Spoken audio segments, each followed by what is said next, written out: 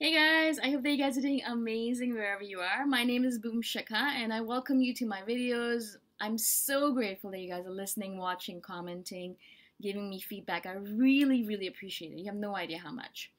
In today's video, I wanted to talk about something very simple, something that most INFJs know about themselves, but I want to expand on that a little bit, is the fact that we prefer one-on-one interactions over a large crowd.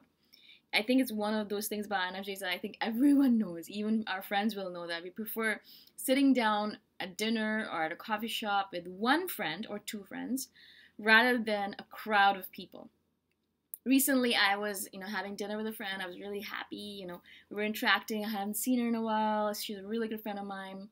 She's an ENFP, I think. Yes, ENFP. So I love her because we jibe really well. And so I was talking to her, we were interacting, and she said she invited another friend of ours. And I love her, the other friend as well, a lot. So I was really excited, one-on-one interactions. I love them. We can go into deep conversations about each other. We can learn about each other.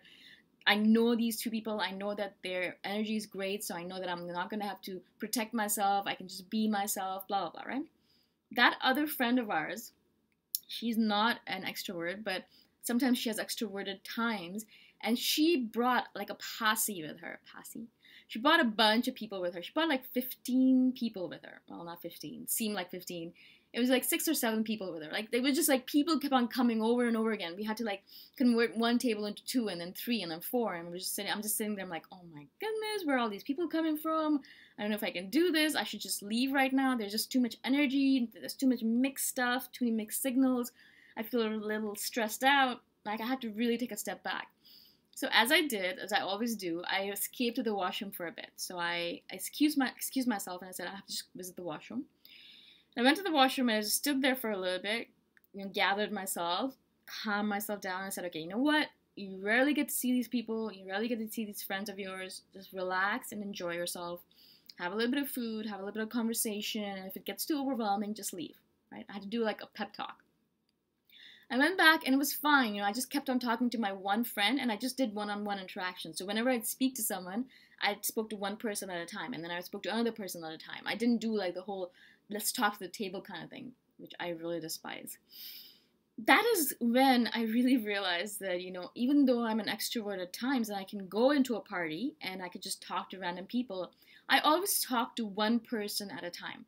I am not doing group interactions. Like, I'm not standing in a group of people. You know how people kind of stand around sometimes and like 5 or 6 people walk in a circle and all of them are just chatting with each other? Oh my goodness, no. That does not work with me. I don't like that at all.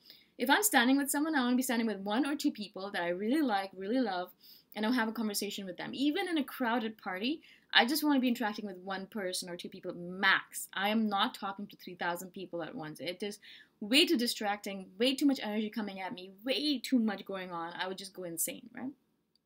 It's very typical for me to do that, where I will kind of manipulate, not in a cruel way or a mean way, but I'll manipulate the situation so that little by little I'll start pulling one person out of the group and just converse with them directly. Maybe I'll move my body in a way so I'm just talking to one person at a time. I'll kind of move them a little bit, so I'm just chatting with them. I'll say, I can't hear you, what are you saying? And I'll move them a little bit so that we're away from that mad group and anxiety and energy. And so I always do that, and that's why I want to share this with you, is because if you are that kind of person, if you like one-on-one interactions, but your friends end up always hanging out in groups, it's very easy, if you can do it, if you can just manipulate the situation a little bit and manipulate the person to move them a little bit, that you can end up in a one-on-one interaction still standing next to that humongous group.